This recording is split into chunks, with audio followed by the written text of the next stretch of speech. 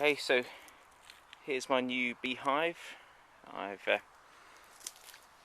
put it in this slightly shaded area. I don't think it'll normally be quite as sunny as this. And here's the moment of truth.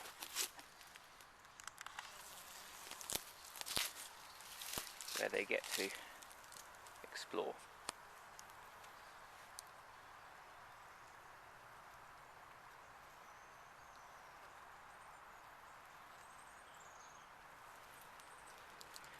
So, as you can see, the bees are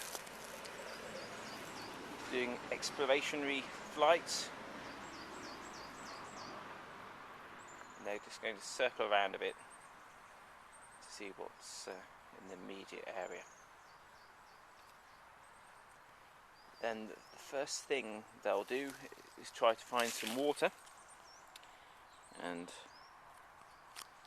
the good news is there's a pond right nearby and a garden centre next door, which I'm sure they'll find lots to drink there, as well as plenty to eat.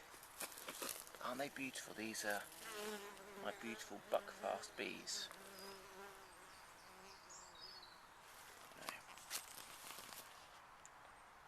Let's leave them alone for a while.